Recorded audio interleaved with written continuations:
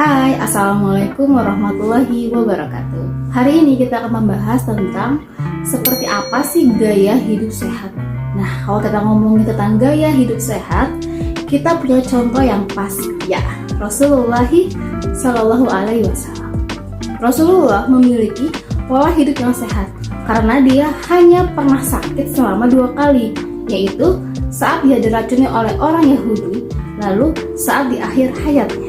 Banyak tokoh dunia seperti Napoleon Bonaparte dan Van Goethe sangat kagum terhadap gaya hidup sehat Rasulullah. Beliau bisa menjaga kesehatan dengan zaman yang dulu fasilitasnya sangat serba sedikit. Tapi beliau bisa menjaga kesehatan dari ujung rambut sampai ujung kaki. Lalu apa saja sih yang Nabi Muhammad SAW melakukan?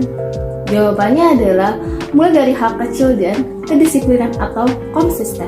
Rasulullah SAW selalu memulai dari hal-hal kecil seperti menyisir rambut, menggosok gigi, hal yang dilakukan dari bangun tidur sampai tidur lagi, dan itu dia niatkan untuk beribadah sehingga berpahala. Hal ini sesuai dengan hadis Rasulullah dari Abu Hurairah. Rasulullah bersabda, mukmin yang kuat lebih Allah cintai daripada mukmin yang lemah, namun keduanya ada kebaikan. Berikut ini beberapa tips ala sehat Rasulullah. Pertama adalah makanan yang halal dan bergizi. Jadi menurut Al-Baqarah ayat 168, wahai manusia, makanlah makanan yang halal dan baik yang terdapat di bumi. Jangan ikuti langkah-langkah setan, sesungguhnya setan itu musuh nyata bagimu. Rasulullah selalu memakan makanan yang halal dan baik untuk dirinya.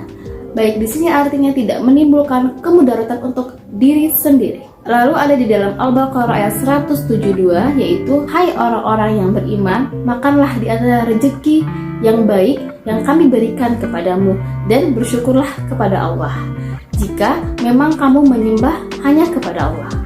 Rasulullah selalu mengonsumsi makanan yang bergizi, organik, dan berasal dari setempat seperti gandum, madu, zaitun, dan lain-lainnya. Yang kedua adalah mencuci tangan sebelum makan dan minum. Ternyata Rasulullah mencuci tangan sebelum makan dan minum. Hal ini dijelaskan dalam sebuah hadis. Aisyah radhiyallahu anhu berkata, Rasulullah ketika dia berjunub sebelum tidur maka dia berwudu. Ketika dia ingin makan dan minum maka dia cuci tangan terlebih dahulu. Yang ketiga adalah membaca doa dan menggunakan tangan kanan. Rasulullah selalu membaca doa dan menggunakan tangan kanannya dalam setiap aktivitasnya, kecuali untuk aktivitas tertentu.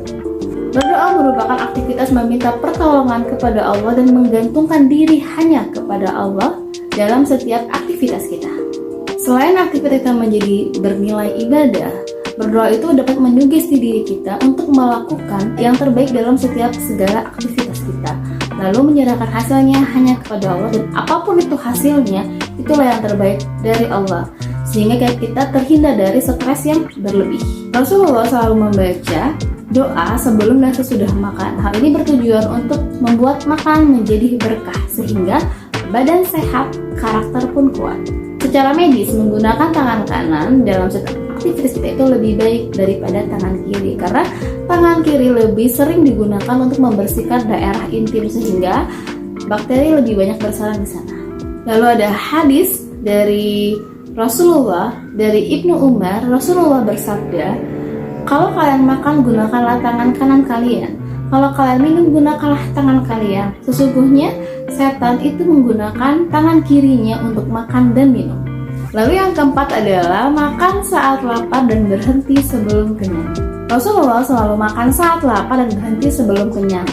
Hal ini bisa menjaga diri kita dari makan secara berlebihan, karena makanan yang berlebihan itu bisa menyebabkan penyakit degeneratif seperti obesitas, diabetes, dan penyakit jantung. Lalu dalam Al-Quran Al-A'raf ayat 31, makan dan minumlah kalian, namun jangan berlebih-lebihan. Allah tidak menyukai orang yang berlebih-lebihan. Lalu ada sebuah hadis dari ini, hadis Tirmidzi dan Ibnu Majah, bahwa kalau kalian memang makan, makanlah sepertiganya untuk makanan, sepertiganya untuk minuman, dan sepertiganya untuk nafas. Lalu yang kelima adalah tidur malam yang cukup. Menurut hadis dari Aisyah, Rasulullah tidur pada awal malam dan bangun di penghujung malam. Setelah itu beliau sholat. Nabi Muhammad SAW biasanya tidur setelah Isya. Nah, kalau untuk di Indonesia kemungkinan itu jam 8 atau jam 9. Kemudian Nabi Muhammad bangun di sepertiga malam terakhir. Kalau misalnya malam itu mulai dari jam 6 sore sampai jam 5 subuh, maka sepertiga malam terakhir adalah sekitar jam 2 pagi atau jam 3 pagi sampai jam 5 subuh. Sehingga Rasulullah kira-kira tidur hanya 5 sampai 6 jam atau 6 sampai 7 jam. Menurut Daniel F. Kripke, dia seorang psikiatri dari Universitas California. Dia melakukan sebuah penelitian, orang yang tidur selama 8 jam itu memiliki resiko kematian lebih banyak ketimbang orang yang tidur 6-7 jam. Menurutnya, tidur terlalu pendek atau terlalu panjang itu bisa menyebabkan resiko buruk bagi kesehatan. Sehingga tidur yang cukup itu adalah pilihan yang lebih baik. Jadi menurut penelitian kedokteran di dalam terbitan buku Erlangga, orang yang melakukan sholat tahajud itu bisa memperbaiki kondisi atau kekebalan imun tubuhnya dan juga bisa menyesuaikan irama sikardian tubuhnya atau irama untuk dia bangun dan tidur. Sholat tahajud yang dilakukan secara khusyuk dan kontinu dapat membuat kadar hormon kortisol dan reseptor antagonis menjadi normal dalam tubuh. Selain itu, ini bisa menghindari kita dari stres dan membuat tekanan darah kita menjadi stabil. Sholat tahajud itu ibarat sebuah yoga di dalam olahraga. Jika kita melakukan sholat tahajud secara khusyuk dan kontinu, dan berusaha untuk memusatkan pikiran kita hanya kepada Allah, maka sholat tahajud ini bisa membuat bentuk tubuh kita atau tulang kita menjadi normal dan bisa merilekskan pikiran kita sehingga bisa menstimulasi hormon baik di dalam tubuh. Bayangkan jika ini kita lakukan setiap hari. Lalu yang keenam adalah berolahraga. Rasulullah dikatakan dalam sebuah hadis memiliki muka yang merah merona, badan yang tegap, dan langkah yang kuat dan cepat gitu. Rasulullah tampak sangatlah bugar karena Rasulullah sering melakukan olahraga. Olahraga yang Rasulullah sarankan adalah berenang, memanah, dan berkuda. Lalu yang ketujuh adalah berpuasa. Berpuasa itu sudah menjadi rahasia umum gitu, bahwa berpuasa itu membuat kita menjadi sehat gitu. Dan orang yang non-muslim pun kadang melakukan puasa untuk membuat dirinya sehat gitu.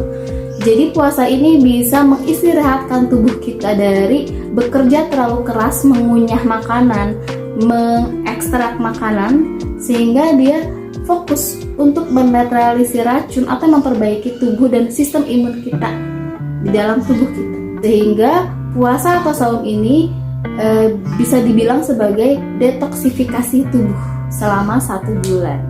Untuk nantinya kedepannya lagi kita bisa menjadi sehat dan bugar. Sehingga puasa atau saum bisa memberikan manfaat yang sangat banyak, yaitu menekan kolesterol, membuat tekanan darah tinggi menjadi normal kembali, lalu memperluas tanda-tanda penuaan dini, dan menyehatkan organ-organ vital kita. Demikian tips sehat ala Rasulullah, semoga kita semua bisa meneladaninya karena ini sangat bermanfaat sekali untuk kita sebagai seorang muslim.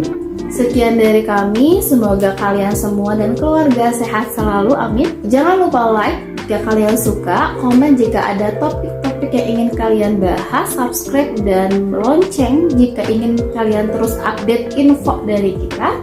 Share juga, jangan lupa jika kalian merasakan manfaat yang sama, siapa tahu teman kalian merasakan manfaat atau butuh informasi ini juga. Terima kasih. Assalamualaikum warahmatullahi wabarakatuh.